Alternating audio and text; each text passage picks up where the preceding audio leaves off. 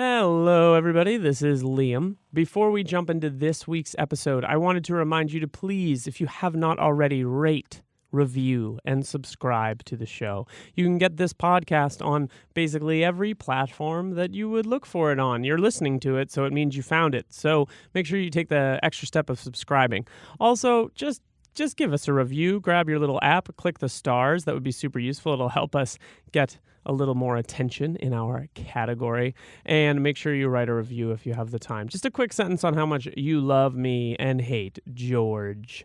This week's episode is on The Master. And before you listen to it, I recommend you jump back to Season 2, Episode 1, Talking and Drafting, Philip Seymour Hoffman. Because in that episode, The Master comes up and there's some pretty short but important discussion about how I in particular felt about the film before rewatching it, and I will tell you that it is different. We hope you enjoy this week's episode. If you do have opinions about The Master, it's a let's say a controversial film, we'd love to hear them. So send us a voicemail, oeuvrebusters@gmail.com. Okay, see you in 2 seconds. Bye. I'm Liam Billingham. I'm George Frigopoulos. And this is Oeuvre. Do you say Oeuvre or I say Busters? No, we did You it. say Oeuvre. I say Busters. Oeuvre. Busters. Oeuvre. Busters. Yay! We survived another introduction. I'd like to get you. I'm singing. It's Sorry. I sang on this show. I thought it was harmonizing. I'd like to you were get not Get you all wanna by myself self alone. alone.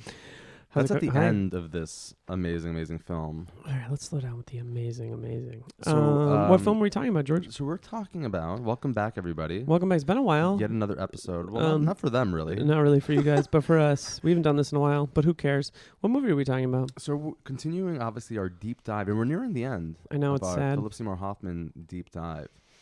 We are talking about 2012's The Master, Written directed by and directed by P.T. Paul Thomas Anderson. Correct.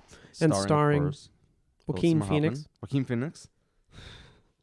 We forgot how to do this. Joaquin Phoenix, Philip Seymour Hoffman, Amy Adams, Rami Malek, Laura Malek. Dern. I totally forgot that Rami Malek was in this. Amber Childers.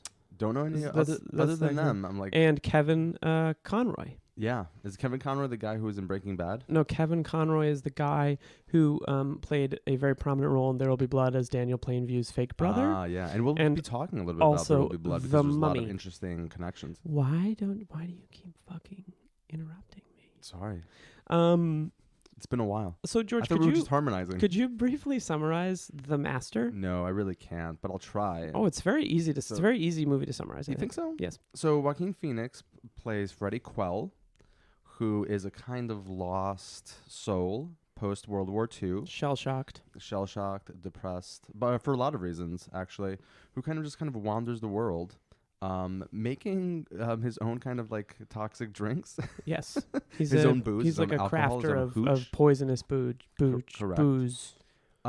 He basically gets into like a whole bunch of trouble. He might accidentally have killed somebody, and lo and behold, he eventually runs into Philip Seymour Hoffman's character, who is Lancaster Sir Dodd. who is a kind of L. Ron Hubbard type messianic figure. And Joaquin Phoenix kind of gets involved with him and his group, which is Co-run by the Cause. The group was called The Cause. It's run by Himself and his wife, Peggy. Peggy Dodd. Peggy played- Dodd's a great name. It is a great name, as played by Amy Adams. Amy Adams. And it's basically just about their really intense relationship. Well, being about a lot of other things And as also well. about being a lot of other things as well, too, yeah. But it also takes like a really long time for him, actually, which is great. I mean, like the build up to him actually like meeting Philip Seymour Hoffman. It's probably about 25 minutes It's in the amazing. movie. Maybe. Maybe a little longer. I think it's worth noting that the film is kind of about his development over the course of the film post World War II, and noting that the film frequently cuts back to a beach scene. Yeah, which is very important. Very important, where it feels as though he's been marooned with a group of soldiers. Yeah. But also I think that there might be a second beach scene that is being played against this, that is taking place at a different time in the narrative. And that's that's a good something I want to point, get yeah. into. By the way, can we also just quickly talk about how you were wrong about this film? Just so we can get this on the record. Let's talk a little bit about Paul Thomas Anderson in general. Okay, yeah. My first Paul Thomas Anderson movie was Boogie Nights. A good one. I think that was my first one. I was pretty obsessed with it. And then I saw Magnolia the night it opened at the Independence Mall in Kingston, Massachusetts, with some friends who were all like, "What is this 3 hours?" I was 18 when it came out. Right. It was like my first legal R-rated movie, I think. Whoa. Or maybe first legal. You mean that you were of age? Yes, of course. No, like, yeah. I was like, first, like, I think it was everybody's been going to the our first, movies when they were like 14, I think it was like the 15. first R-rated movie that I could see, like I could buy a ticket for. What was the first R-rated movie you saw in the theater? Oh my God, I saw a million R-rated movies in the theater with my dad. I said the first one. I don't remember. Mine, I think, was Interview with the Vampire. Oh wow, that just celebrated its like 50th anniversary. It's 50. Oh, so and then I went, and then I'm very old. I'm very old. Oh, it's so sad. That's why Liam just keeps saying "Okay, Boomer." The last time we recorded "Okay, Boomer" was not a thing, and now it is. This is what the culture is now. And the last time we recorded, Paul Thomas Anderson hadn't announced a new movie, but that's secondary. I really got into Magnolia. I was obsessed with it. I bought the screenplay. I went back. I said this on the show before. I watched Heart 8 after school, like for months at a time. I was totally obsessed with it. And then, there was sort of like kind of radio silence. I guess he did Punch Drunk Love, which I liked a lot, but didn't blow my mind. And then There Will Be Blood I saw it the day after I moved back to the country. At Prague, the same, right? in the same Independence Mall, and it ended, and there was one other person in the movie theater, and I just sat and watched it again. Yeah, it blew my mind. I think like a lot of people, I think it's an amazing, cinematic. That's a great American film to return to. It is. I think the great American film. Yeah. I know it's new, but it feels that way.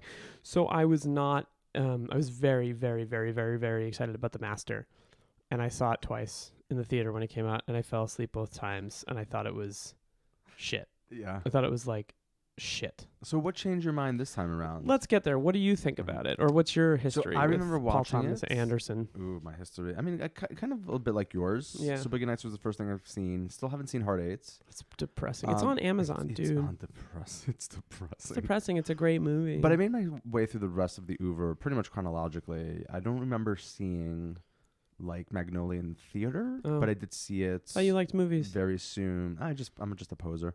Very soon thereafter, I remember loving it, but I only saw it once. I want to go back. Remember liking Punch Drunk Love, not totally being blown away by it, but yeah, so like There Will Be Blood was a revelation, and it was one of those films where the first time I saw it, I was like, "This is fucking amazing." Dare I say, that last scene. I remember watching it and just like my jaw dropped. I was like, holy shit. I think I was like pretty sure it was like a total masterpiece the first time I saw it. And I don't really generally feel that way. It felt that way to me. I felt that way about that. I felt that way about a few things. I felt that way about that. I felt that way about this film Once Upon a Time in Anatolia that it ended, and I was like, that's a totally perfect piece of cinema. I'm still fucking trying to find The Wild Pear Tree to see it again. Fuck off. So good. And a few other things, but I really think that so I also really loved Inherent Vice as well. I do not like it, but I've struggled with anything with Paul Thomas Anderson, anything post There Will Be Blood. I really didn't like The Master. Was it only the two? Oh yeah, I saw Inherent Vice with my wife, who is like, this movie is ridiculous. Like, this is like grown man garbage.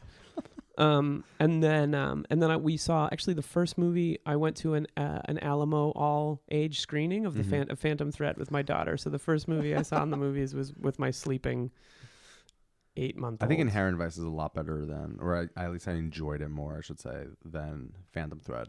Although Phantom Thread also felt very much like a corrective to me. Interesting. In terms of its gender politics. Interesting. Yeah. Yeah. And I think there's a lot to be said about.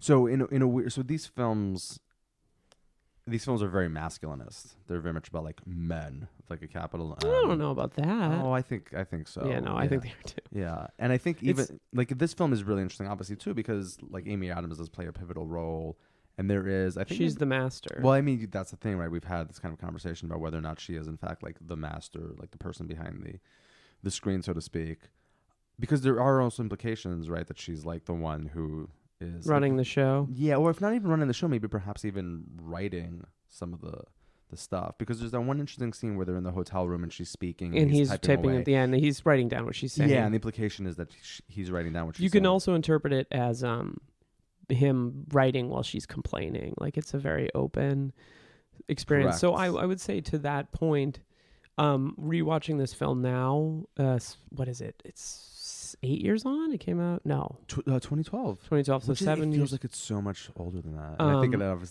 a lot to do with how it was shot in 65. I was really pretty blown away by it this time, and I think the things that didn't click for me the first time clicked this time. I think part of the reason I liked it, I don't think it's There'll Be Blood, but I also think that I went into the movie wanting something that was as bold and kind of as like I mean, There'll Be Blood is such a great American movie because it's kind of about the collision between religion and capitalism in some way. Yeah, I mean, but it's also like a really good character study. But it's a character study that substitutes, like that creates these really clearly defined characters who represent something about like an oppositional forces in American, actually how they're actually like intertwined. It's related. Yeah. And I think this movie has something similar to that, but it's also a much more intimate, nuanced, quiet, subtle character piece. I think every scene of this movie can be interpreted a couple different ways. Right. And that I think that I was more in tune with its subtlety this time than I was the first time. And I think that right off the gate, the movie opens with a montage of him cutting up coconuts, and then it cuts to the men having built this like woman. Yeah, the sand woman that he inappropriately humps for far too long. Yeah. And it's really awkward. And he then fingers. And then it cuts to him masturbating in the sand. And that's the moment of the movie where I'm like, is this a different beach sequence? Because it looks different. He's wearing a bathing suit, I think. Or like shorts. Or shorts that are different. And a group of people walk by, and I swear it's women in bathing suits, and it's been clear up to this point that there are no. Fuck, I gotta go back and see. It looks. I assumed it was the same. I could be totally wrong, and I could be projecting. Yeah. Maybe I'm wrong, but I didn't like spend a bunch of time analyzing. But a few people walk by. First of all, you don't see anyone else's face. Yeah. And I wonder whether it is supposed to be a different time. I think you could interpret that shot as being that, because the film keeps cutting back to this beach scene, kind of in a weird way how the movie Tree of Life does it, with the Sean Penn wandering around bullshit that clouds the point of that movie. But Sean Penn's wandering around, being like, "Where's that sand woman?" Oh, masturbating man, why do you wrestle in me, or whatever the fuck line is. The Malika interior monologue. But I just found it to be a lot more, the mystery of it worked a lot better for me this time. But I also think that like it's actually quite a simple movie. Oh, totally. Yeah. In that it's about men that are in love with each other, right. and the homoerotic. Totally homoerotic. But going back also to compare a little bit to There Will Be Blood, it's interesting to think about how this film is it's about the search for meaning. It's about the search for faith in a way that like There Will Be Blood is not. Like in There Will Be Blood, those people are totally, totally convinced, and they're believers, right? So they're either believers in capitalism, or they're either believers in like Christianity, or they're believers, like people that believe in Justin Bieber. Oh, explain. I can't. Do you follow God on Twitter? Yeah, I do. Yeah, like he only follows Justin Bieber. I just think that's such a great. Is that really great? Yeah, he only follows one person. That's really Justin funny. Bieber. I mean, sure. But it's interesting to think about like that film, There Will Be Blood, as an indictment on how corrosive belief can be. About what it does to people. And it's interesting to think about like this film, that these figures are kind of like, atheistic might be too strong of a word, but there's always like there's the idea, right, that like Philip Seymour Hoffman himself doesn't buy into his own bullshit, and that he does occasionally believe, or like he might in fact be like a total charlatan and realizes it. And he is often, because when he's challenged about it, he like completely loses his shit. I also think that this film, and I haven't seen Inherent Vice in a long time, but there feels that there's something they're not a trilogy, but definitely these two films are a what's the term for two? Like I don't know. A dyad? A dyad of like American charlatanism, because Daniel Plainview in There'll Be Blood is sort of this like outwardly sort of figure who is projecting like success and all this stuff, but is made on like in the image of the self-made man is like interesting, but he's also like the opening sequence where he like makes himself as such like a powerful, like iconic American image, but like he pretends to have a son. It's not his son. He's not a family man. He's taken a child from a guy who dies on an oil rig and treats him as though he is his son. Yeah. The bastard in the basket, perhaps. You're a bastard in a basket. But it's kind of that idea of like the fact that he uses that as a way to project an image of sanity and stability, when in like the capitalism is an inherently unstable, chaotic, power-driven thing. Yeah. And so to juxtapose that against Philip Seymour Hoffman's Lancaster Dodd as a guy who's pretending to be something in order to create a life, a very comfortable, globe-trotting life. And I we'll talk about Phil Hoffman, but I think the performance is filled with mystery, and it's incredible. It's incredible, yeah. But going back to the Sandwoman, what do you make of it as an image? Because it comes back often. The final shot of the movie is him laying down next with to her, and do you know what the name of the song that's playing? No. It's called Change Partners. Oh. It's a song about dancing. Yeah. But there's also like the Sandwoman also becomes like the real woman of the end. Win Manchester. That he has sex with. Right.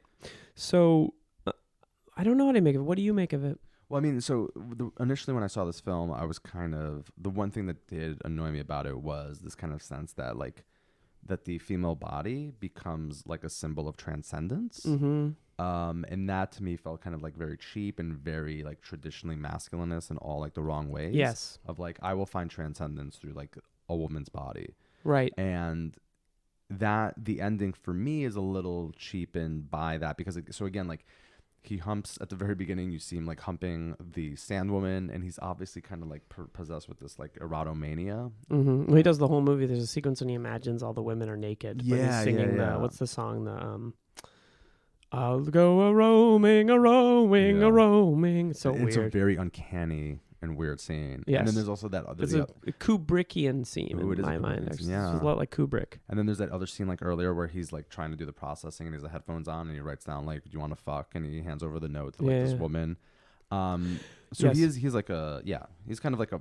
I mean, obviously it has a lot to do with like the fact that he's damaged and the fact that he's looking for not just like affection, but something, right, to like hold on to. Mm-hmm. So it's kind of like, again, his erotomania it's substantial. It's not just fake. It's not just cheap. But I thought like, oh, I wouldn't have ended the film on that note because it does suggest, again, this kind of like escape or release that, I mean, okay, so that actually the last shot is also a little bit, or the last scene is a little bit kind of complex because he's also drunk again. Mm. So he hasn't like escaped. And he tries to process her. Yeah, exactly. And he tries to process her. Right. Processing is a process by which people are meant to reveal themselves. Yeah. What's it called in Scientology? It's a stress test or something like that. Yeah. But the first time I saw this film, I was like, oh, that's a little annoying. But now that I saw it again and I thought about that last scene and the complexity of it, it was like, okay, so maybe actually it's far more complex than I was making it out to be. You know, this brings up a couple things that I want to talk about. The first is I tweeted earlier today. I'm going to talk about my tweets. I think I spent a lot of years being wrong about The Master, to which this guy, George Fragopoulos, responded correct, which I hate it when you say or tweet correct. It's like it's very condescending. But is that why you didn't like it? I'm going to like my own tweet right now. You should. Emily Best, who is a friend of mine and a kick-ass CEO of a company called Seed and Spark that does amazing film stuff, responded, "You mean now you know it's a terrible movie?" To which I responded, "I felt that way. Now I like it." And then she said this, which I thought was very interesting. And Emily, I did this on Twitter, but I don't know if you listen, but I invite you to please send in a voicemail about this tweet, because you said in response to my tweet, "It's like 2 hours for a lonely man to have sex," which I think is a pretty fair criticism, not only of this movie, but of all of Paul Thomas Anderson's work, especially maybe Phantom Thread is a corrective, as you say, but there's times when I think he reaches for like a profundity, but really all his movies can sometimes come back to is lonely men. And I think that, like, I'm not saying that they're not good films, but like I feel like, at the risk of like being overly simplistic about gender, a lot of very, very smart women in my life have been like, that guy's movies are bullshit. Yeah. And I think because, similar to the Coen brothers, he doesn't really engage with thematic questions around women in a way that is substantial. And I think that they really are bro fests. And I think that in some ways that's discouraging that he's a really talented filmmaker and his career has gone in a very different direction than I thought it would, which is exciting. But I think it's empty to a lot of people. And I think it'd be good I wish we had a female perspective in the room with us right now. Because I think there's something to be challenged in his films. No, totally. And I think so this is definitely a brofest, even though Amy Adams, when she's on the screen and the work she kind of does, helps, I think, to kind of like deflate that a little bit. Do you think there's a little bit of her being like a nag, though? Like a little bit, yeah. But I also think there's the thing also about like the broiness is that it's not a broiness that is not problematized. Okay, tell me more about that. Well, these men, like, you can't watch this film and be like, these are the types of dudes like I want to be. Like, they are like wrecked human beings. They are like totally fucked up. And this, like, I agree. Yeah, they're self-aware in that way. Completely, utterly damaged. And I think what's interesting about them, like, if you want to think about, like, say, like the gender politics and like what's redeeming, let's say, about like this film.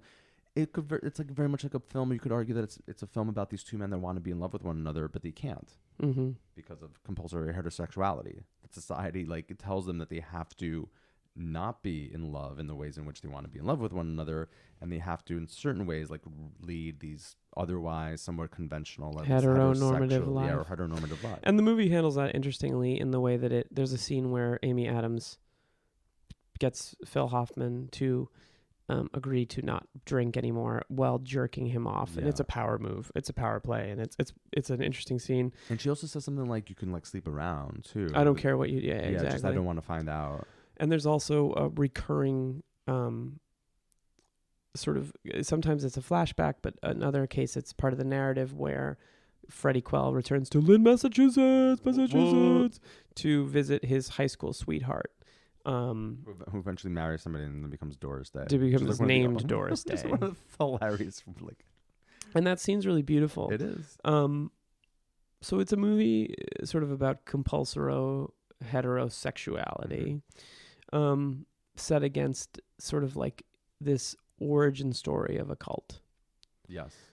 And I think that one thing that I think is really ambitious, but also I feel like sometimes the compulsory heteronormativity angle is in conflict with the cult stuff because it's just so much stuff in the movie. Like, I don't know, I maybe that makes the film richer, like it has a richer sort of tapestry, but I don't think I don't know. There's something in the cult stuff that doesn't quite get there for me.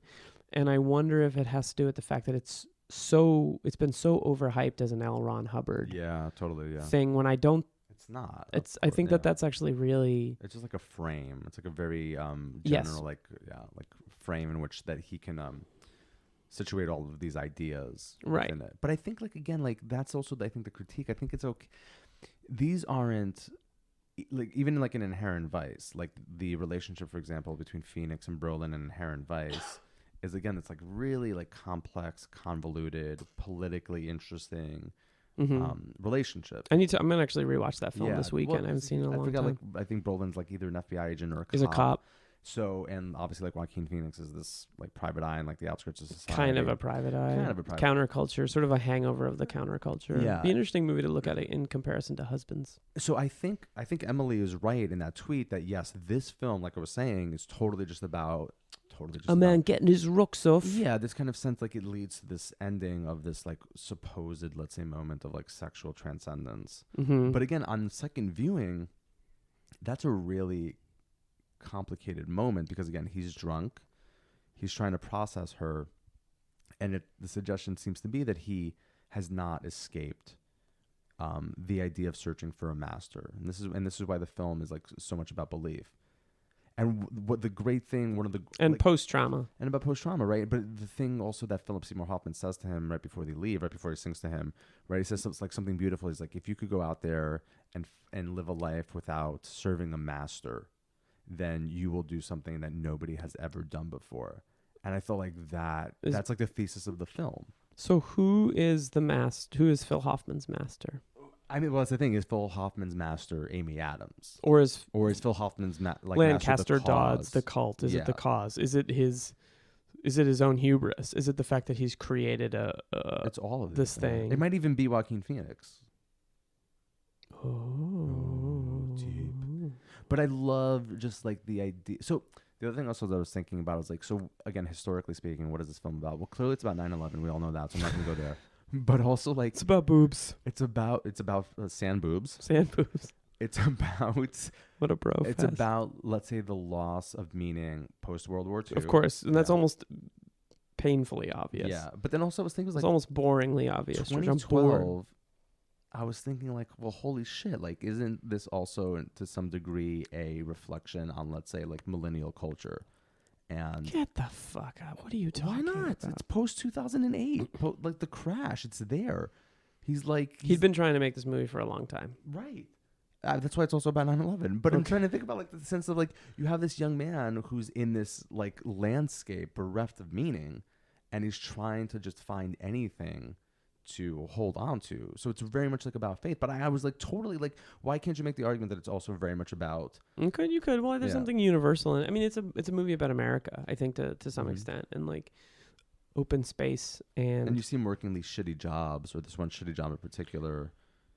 Well, he's a photographer at one point in a store, which is like a really beautiful, great sequence, and then he sort of works on a farm cutting cabbage or something. That's where he accidentally poisons this older man. There's a little bit of like interesting racial politics. Yeah, in that but it's also too. great, right? Because right before that guy like almost dies or maybe does die, he says, "You remind me of my father." Yeah, and then they drink together. And the guy drinks too much. Yeah, and he passes out, and we don't know if he survives or not. And he runs away. But this is another great thing too, right? To think about his prowess with the hooch as a kind of almost like artistic expression of his identity. And the same thing also with like the mixing of chemicals to like process film. So he does have like this kind of like artistic, let's say, aesthetic view of life. But with like obviously the making of the hooch, it turns into this like really poisonous and destructive. Yeah, because Philip Seymour Hoffman initially like keeps him on. Because he's like, I've tasted your potion. It's amazing. Yes. I need you to make more of that for me. Right, and I think that the film implies that Philip Seymour Hoffman's character Lancaster Dodd has a drinking problem. Totally. Yeah, they're both addicted. Yes, and I think that you're right. I think the movie there's a tension between its critique of masculinity and its celebration of it, and I think that there's something interesting about that. But I also think that like there's plenty of things that do that. Maybe, so I do feel like in some ways I can see how, again, not to be like overly simplistic about it. It's like it's not like every man loves this movie and every woman's like fuck this movie. But I think that like there even though that I think there's more to it. I remember feeling distinctly at the end of the movie the first time I saw it. So fucking what? Like so what? Who cares? And I think that like also I don't think exceptional craft, which this film has unbelievable craft, is a substitute for meaning. And I think that part of the problem is that like there's a lot of people that will watch this film and watch any of his films and talk about the craft and all these things, and like again the craft is impeccable, like there's no denying that in my mind, but does it really mean anything? Like is it, what's the term, white elephant art? For like there's like termite art, and maybe, I forget, it's like kind of like something that is like sumptuous and has no meaning. I feel people feel that way about Blade Runner 2049 as well. It's like, oh, what a beautiful movie. Wrong. I think they might be, but I also sometimes wonder if like we're all sort of enabled by the culture to think that this thing, because it's beautiful and slow moving and well acted, has anything to say that's meaningful, and I welcome the challenge that this movie has nothing to say, because I think we've all really need to reassure ourselves that Paul Thomas Anderson really has something to say. And I think, I'm not saying he doesn't, but I think that like there's a really strong argument for this movie really not amounting to anything, especially in the final shot when you're watching I'm being dramatic for the sake of the show, but like there's something a little frustrating about the final shot of the movie. And is it an artistic frustration, or is it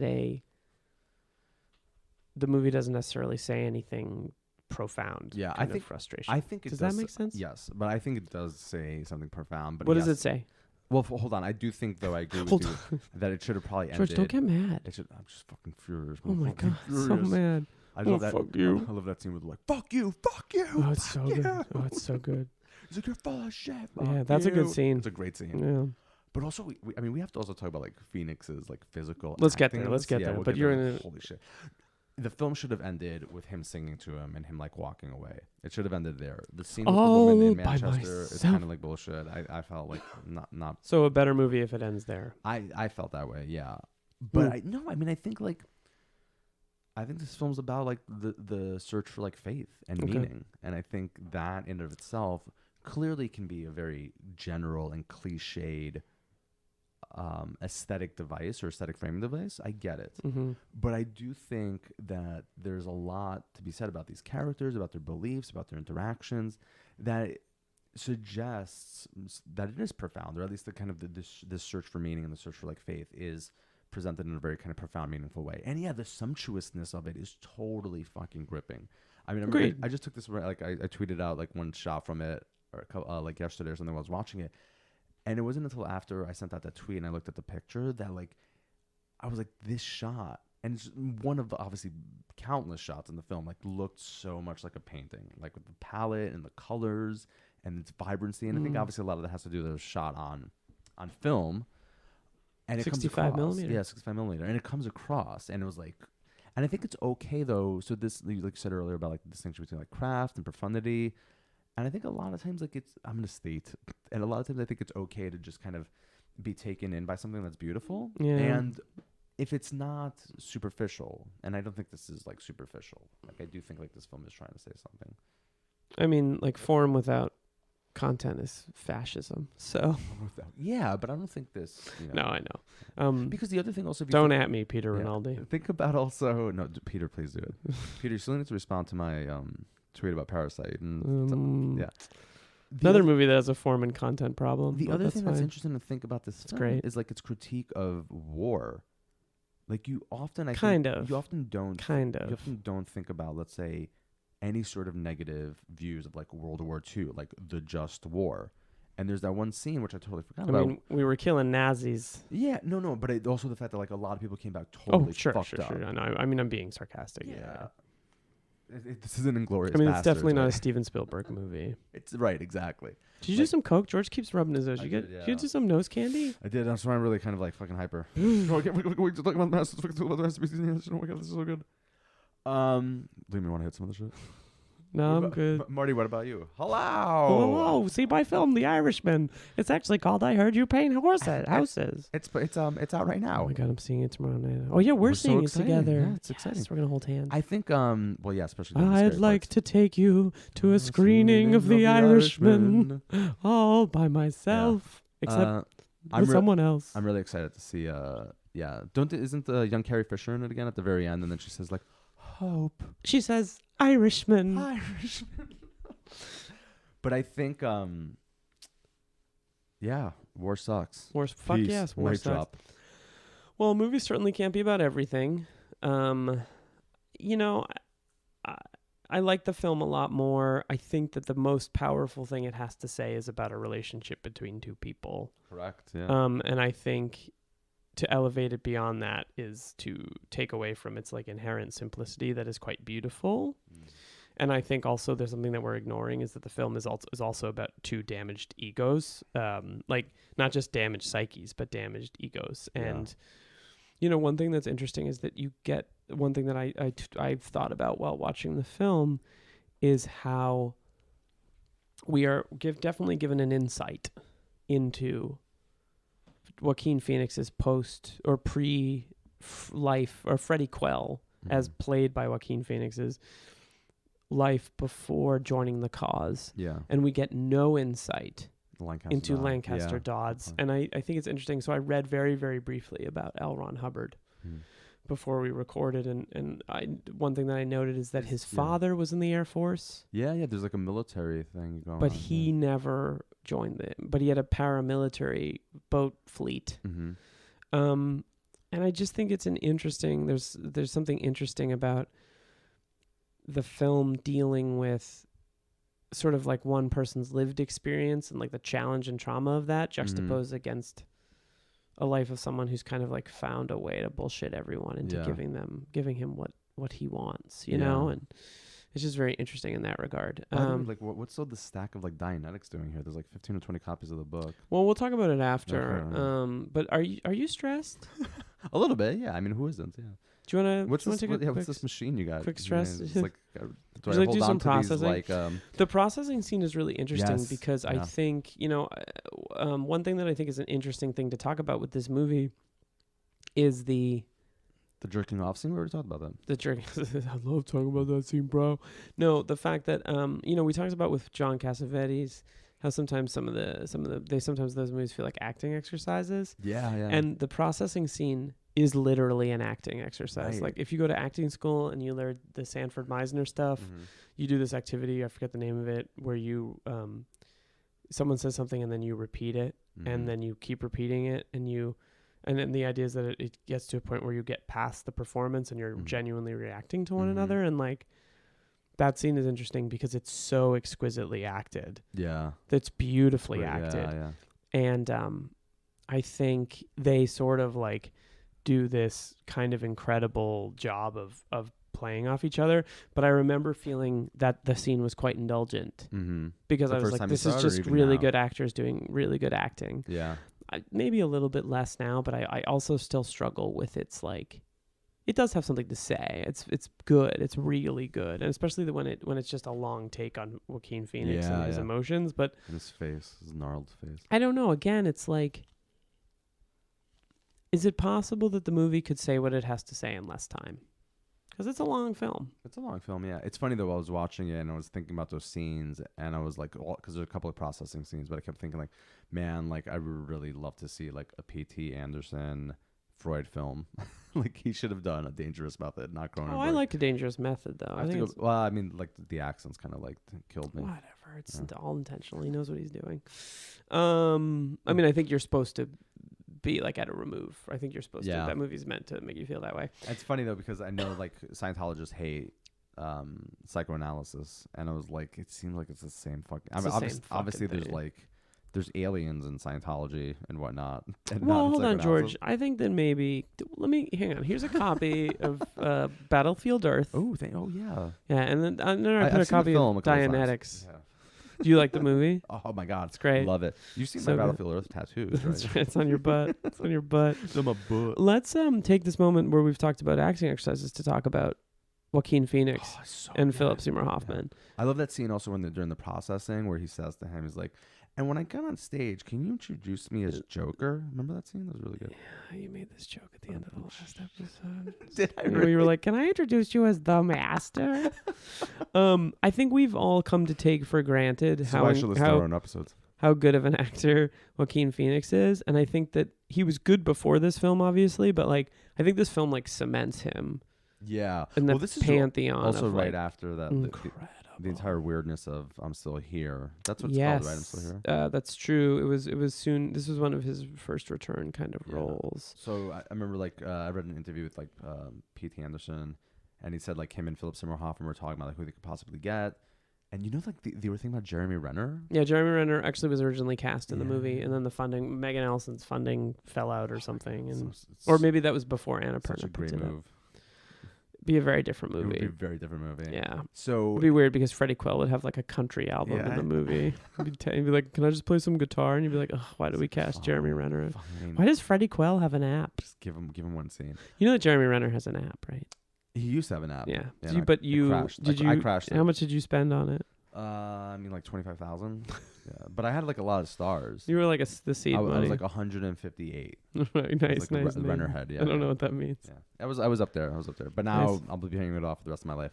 It would have been a totally different movie. But yeah, they were. I read an interview with Paul Thomas Anderson where he said that he was talking to Philip Seymour Hoffman about possibly getting Phoenix, and it was right after that whole kind of like fiasco of like that movie and like the David Letterman stuff and the Letterman stuff's great. Yeah, in retrospect, it's not a good look, especially with the Casey Affleck, the stuff that came out about Casey Affleck. But after his that physicality in this film is fucking incredible. Yeah, the costumes are amazing. the way he inhabits them is really great. And I appreciate how he's sort of wound up and tight at the beginning. Totally. And over the course of the film, he loosens up a little bit. Yeah. There's this great moment too, just subtle touches where like he's walking, he's like dressed in a suit, and he's like pulling at his collar, and he's kind of like obviously completely and utterly uncomfortable. He's incredibly present in this moment. There's a scene where they have the Phoenix Summit, where Phil Hoffman is giving a speech at Lancaster Dodd. Phil Hoffman as Lancaster Dodd is giving a speech, and it keeps cutting to Freddie Quell, and he's talking about what people need in life and man and what man is, and Split Saber. The Split Saber, and that is a very, very significant scene to me. I think it's maybe the most significant scene in the movie, because after that he sort of has the altercation with Kevin Conroy, and then chooses to leave. Yeah. And I sort of wonder what the significance, why that's the scene that sort of breaks his back in terms of his commitment to the cause, and I'm not sure what it might be. Yeah, I will say that. I'm glad you said that. I will say that I think one thing, seeing it again, is when he does like flee, when he tries to flee from Philip Seymour Hoffman, I felt like the cause or the justification for that wasn't quite there. So there's this beautiful scene where like they go out to the desert and they like. Oh my God, it's beautiful. It's where I fell asleep the other times I saw this movie, and which is crazy to think about now. So they do like some kind of exercise where they pick a point and they drive towards it. Drive to it on a motorbike. Yeah. And when it's Freddie's turn, he drives and he keeps going, and he doesn't come back. And he goes back looking for Doris, and he finds out that Doris has been married and she has kids. There's an argument to be made that doesn't happen. I spend a lot of time thinking about from the moment he bikes away. I'm glad you said that too, because it abruptly cuts to him in the theater and it looks like he's sleeping. Yeah, and he's having a dream. Right. And he says, "In my dream," because he gets a phone call from Lancaster Dodd. Yeah, and he says like in my dream. Yeah, totally. But later he says that was a dream. So we know that was a dream. But there's nothing in the film. This is what's interesting about that, because there's nothing in the film that denotes that visually, except that it's absurd that he'd get a phone call in a movie theater from Lancaster Dodd. And because he says like, "How'd you find me?" And he says like, "We're connected." Right. But that also implies that maybe there's other things in the film that are a dream. And it could be some of the beach stuff. It could be Win Manchester at the end. That could be a dream. Him going to England entirely could be a dream. The entire movie could be a dream. Whoa. Which I think is so boring. Yeah, of course. It's not. But it's symbolic, right? That's the thing. Like the moments when the film is at its best, like the moments take on like a symbolic resonance.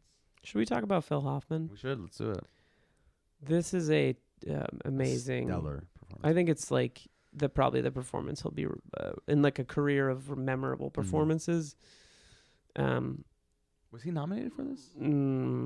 Yes, I think so. Or I don't know, wrongfully or rightfully so. This is, I think, what he'll be remembered for. It is the ultimate. It's weird because in my mind I remembered it as being a really alpha performance, but it's not. It's a little beta, a little alpha. It's got like a little bit of a twist on it. Would you say? Because again, he's so dependent on both like his wife and on Freddie. Yes. And they are, and also like on alcohol as well. Like he is again like this like damaged, very fragile individual, and he obviously hides that behind this veneer of like being the master, the titular master. But yeah, he's very much like a very in many respects a very weak figure, and he knows it too, and that's why again like when he's challenged, he totally fucking flips out. I want to also comment that it's an exceptionally charismatic performance, and you can see threads of every other performance in it. And I was just noting while you were talking about there, I noted that it was nominated for 3 Academy Awards: Best Actor, Joaquin Phoenix; Best Supporting Actor, Philip Seymour Hoffman; Best Supporting Actress, Amy Adams. All very deserving. All very deserving, yeah. But I think Best Screenplay, L. Ron Hubbard. What? But I think...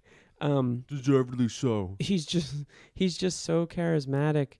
You believe him even when you think he's full of shit. Like he has so much conviction, and like there's the playfulness of like even some of the Along Came Polly stuff. Like you can sort of see it in the kind of the way. It's crazy that the same guy that played the guy shooting hoops and Along Came Polly played this part, but also like there's a playfulness. There's a playfulness from the other performances, a playfulness from Twister. There's a playfulness that comes over to this. There's the fact that he's so warm.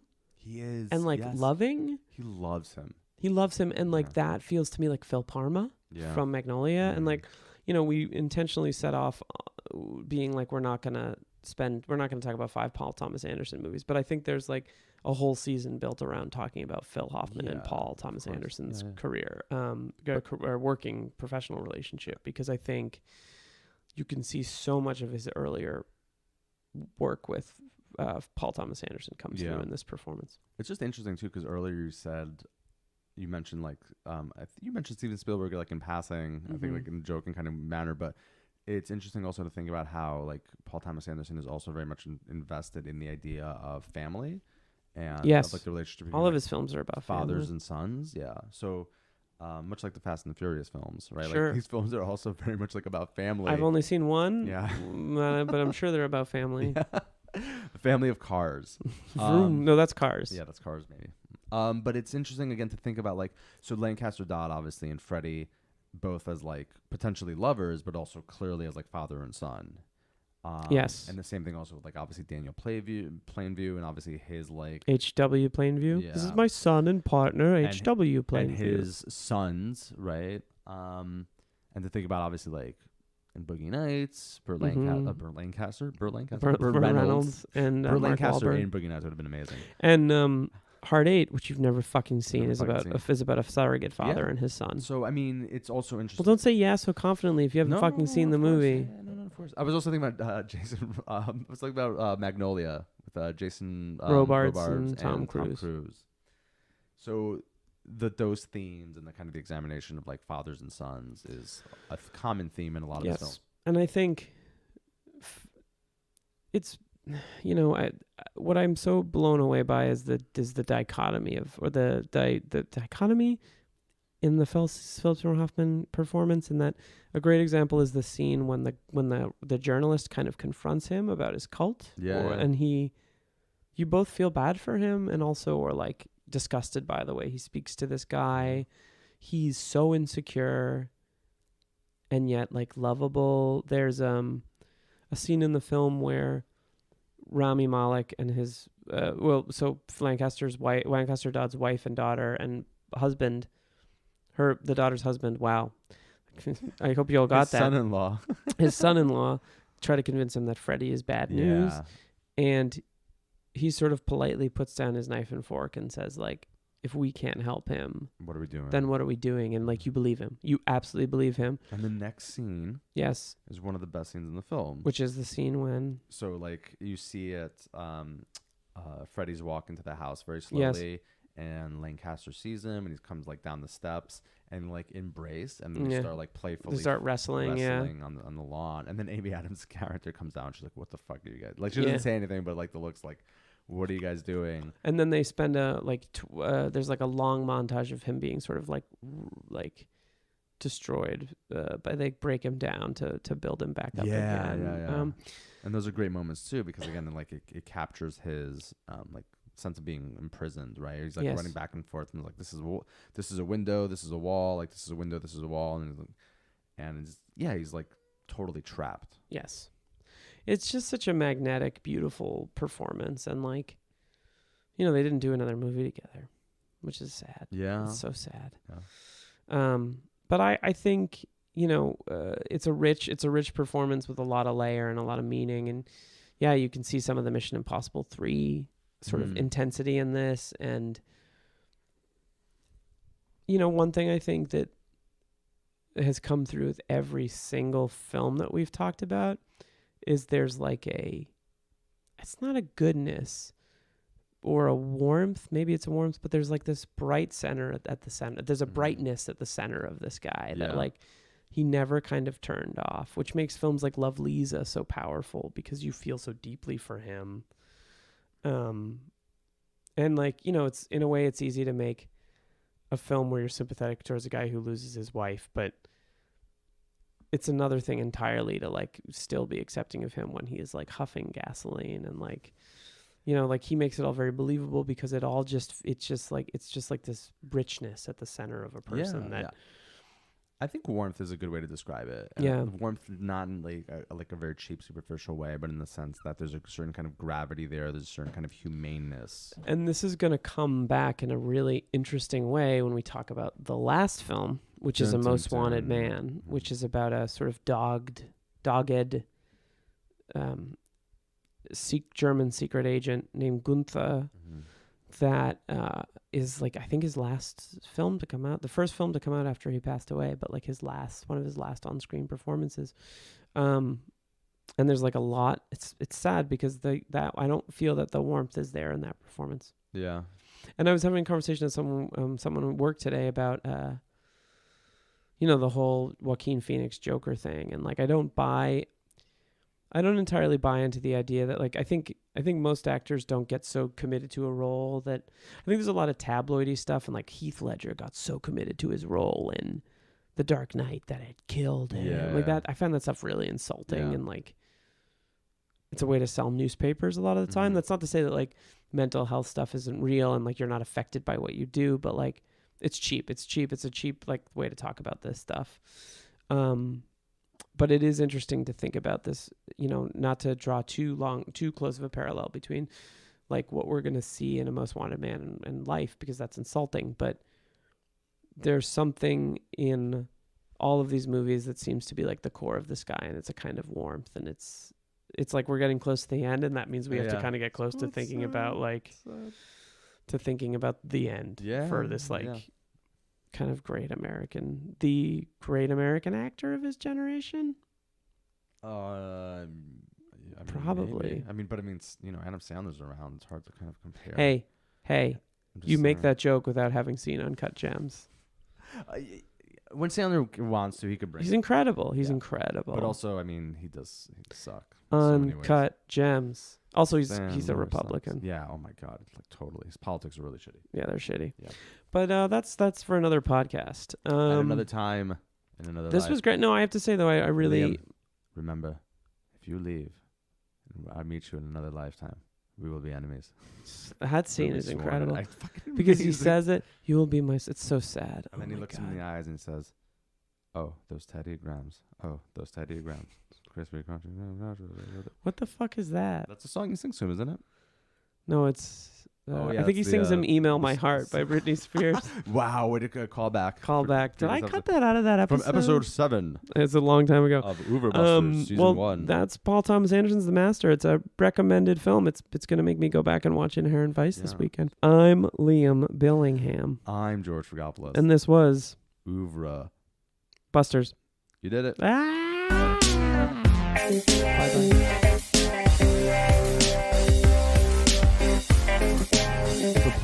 So Philip Seymour Hoffman is the titular master.